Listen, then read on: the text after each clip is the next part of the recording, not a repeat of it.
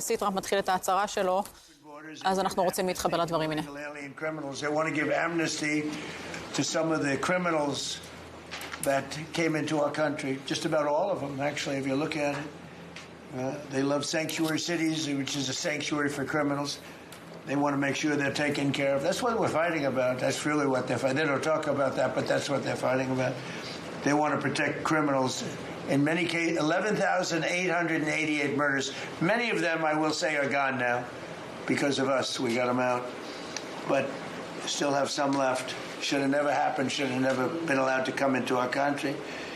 But we're not going to let it happen. We're not going to let the Democrats get away with this stuff, and people are wise to them, so they need to end the shutdown immediately, or we'll have to take some very drastic measures.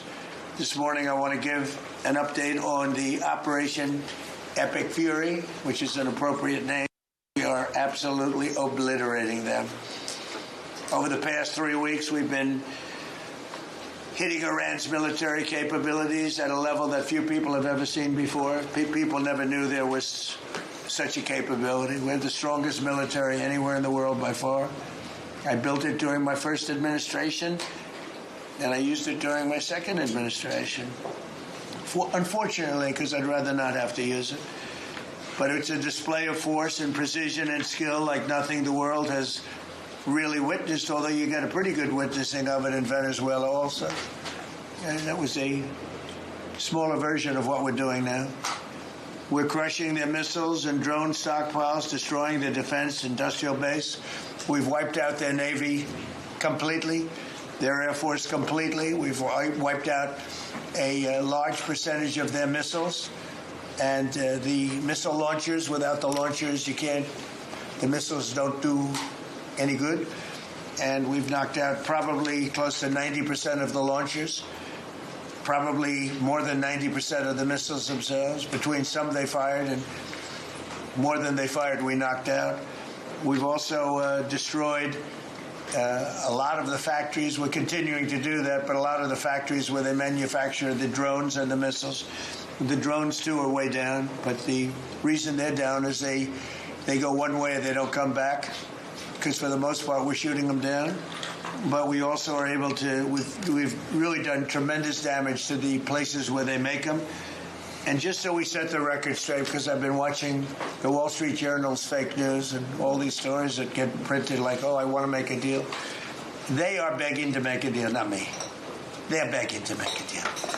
And anybody that saw what was happening over there would understand why they want to make a deal. But they say, oh, we're not talking to them. Anybody would know that. And only a total fool. And they're not fools. They're very smart, actually, in a certain way. And they're great negotiators. I say they're lousy fighters, but they're great negotiators. They are begging to work out a deal. I don't know if we'll be able to do that. I don't know if we're willing to do that. They should have done that 4 weeks ago. They should have done it 2 years ago. Or they should have done it when we first came into office, because 2 years ago they had free reign under Biden. Sleepy Joe, worst president in the history of our country. What he allowed to happen to our country at the borders, and even with a thing like this. But not just him. Every president for 47 years, every president should have done this. They should have done it a long time ago, because you cannot give lunatics a nuclear weapon, and they would have had a big one. It stopped really when we did the B-2, but even before that, the Barack Hussein Obama, what he did where he gave them the Iran nuclear deal, gave them free will toward a nuclear weapon. Basically, he chose Iran over Israel and others that didn't want him to do it. But I terminated that deal. Had I not terminated that deal, you would have had a nuclear weapon years ago, and it would have been used, guaranteed. And one of the reasons you know about the guarantee is because their neighbors were sort of like bystanders. They weren't involved very much. They didn't choose heavy sides. They didn't want to, because people were concerned with Iran. There was a big black cloud over the Middle East. They were concerned, but all of a sudden the war starts, and they start shooting at these in particular five countries. They start shooting at Qatar, Saudi Arabia, UAE, Kuwait, Oman, they start shooting at them, and everybody was shocked, including us. You know why?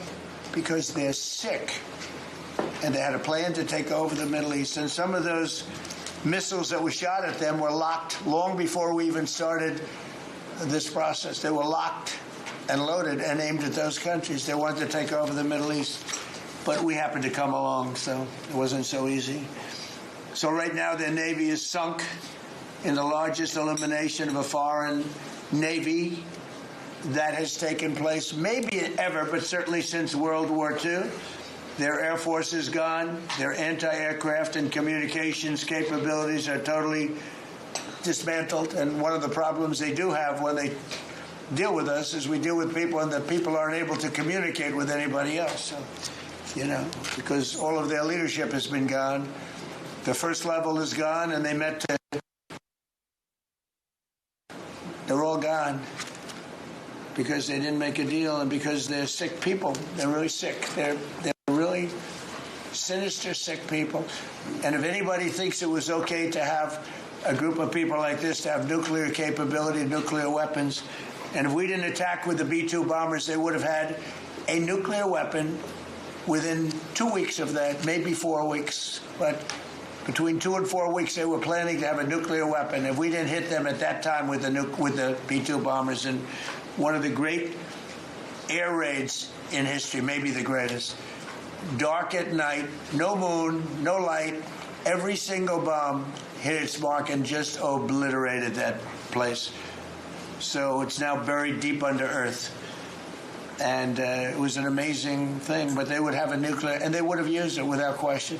And you know that because why did they shoot all these countries that weren't even really involved with them? They weren't involved. They had no big problems because they're sick, because they want to take over the Middle East, not just Israel. Certainly Israel would have been the first on their list. They would have used nuclear weapons, a nuclear. You don't need too many of them. But they would have used a nuclear weapon on Israel, and they would have used it on the neighbors. And then they would have come after us. And if we had a weak president, they would have done great damage. But fortunately, you don't have a weak president. I knew what was happening. And I think we've been proven right. You know, they took one missile, went 2,500 miles. They supposedly didn't have a missile like that. They had no missile with that capability. But they shot the now famous Ireland, the island that the UK was very afraid to give us because they didn't want to get dragged in. But we don't want to get dragged into their wars either. You know? One thing, we're very disappointed, I'll say it publicly, we're very disappointed with NATO because NATO has done absolutely nothing. And I've always said, 25 years ago, I mean, I was somebody that wasn't a politician, but I was always involved in politics and I understood politics.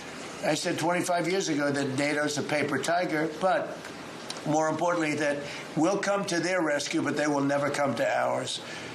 And I want you to remember that we said this. They didn't come to our rescue. Now they all want to help. When they're annihilated, the other side is annihilated, they said, we'd love to send ships. They actually made a statement, a couple of them, that we want to get involved when the war's over. No, it's supposed to get involved when the war's beginning, or even before it begins. We had the UK say that we'll send, this is 3 weeks ago, we'll send our aircraft carriers, which aren't the best aircraft carriers, by the way. They're toys compared to what we have. But we'll send our aircraft carrier when the war's over. I said, oh, that's wonderful. Thank you very much. Don't bother. We don't need it. And we don't need it, and we don't need them. We estimated it would take approximately 4 to 6 weeks to achieve our mission, and we're way ahead of schedule. If you look at what we've done in terms of the destruction of that country, I mean, we're way ahead. Think of it. They have no navy, and they had good ships. 154 ships have been shot down and are resting very nicely at the bottom of the sea. And we did that in a matter of less than a week. Because we have the greatest military in the world by far, nobody even close. So we estimated it would take approximately 4 to 6 weeks to achieve our mission. 26 days in, we're really a lot ahead of schedule. The Iranian regime is now admitting to itself that they have been decisively defeated. They're saying to people, this is a disaster. They know it. That's why they're talking to us. They wouldn't talk otherwise. But they're talking to us because they've got a disaster in their hands. They're defeated. They can't make a comeback. We're free to roam over their cities and towns and destroy all of their crazy nuclear weapons and missiles and drones that they're building. Oh, we're doing that. They now have a chance to make a deal, but that's up to them. And they'll tell you, we're not negotiating. We will not negotiate. Of course they're negotiating. They've been obliterated. Who wouldn't negotiate? They are begging to make a deal. We'll see if we can make the right deal. And if they make the right deal, then the strait will open up. Hormuz Strait will open up. And even now, we don't know if there are any mines. You know, they have 22 they call mine droppers. Think of it. Who would have 22 mine droppers? This is a boat that drops mines. Who has 22 mine droppers? Except for people with very evil intention. So every one of those mine droppers has been struck with the same weapon we used to stop drugs from coming into the United States of America. When we hit those boats, it's the exact same weapon, extremely effective. We have unlimited supplies and extremely effective. But they have no more mine droppers. By the way, speaking of drugs, we're 98% down drugs coming in by water, by the ocean, by the sea. 98%. And we're trying to find out who are the 2% because we think they're the bravest men anywhere in the world. Maybe women. But whoever's on those boats is very brave or doesn't watch television. But where drugs coming in by sea, coming in by water, are 98% down. And now we'll stop the drugs coming in by land. The land is the easy one. You had to stop the water. A lot of it came into the water. Now it's all pinched. And these people are trying to come in by land. And we will, that's it, that's the easy one. But we had to take care of the water first. Nobody's coming in. Virtually nothing is coming in anymore. It was hundreds of millions of dollars a week were coming in by water. But they now have the chance, that is Iran, to permanently abandon their nuclear ambitions and to chart a new path forward. We'll see if they want to do it. If they don't, we're their worst nightmare. In the meantime, we'll just keep blowing them away, unimpeded, unstopped. Well, there's not a thing they can do about it. They can't do anything about it, you know. I tell you, if they could, you'd be hearing about it. You'd be hearing about it. You don't hear anything about it. They can't shoot our jets. We have the best military equipment in the world. No, not even a contest. And you see that with Venezuela.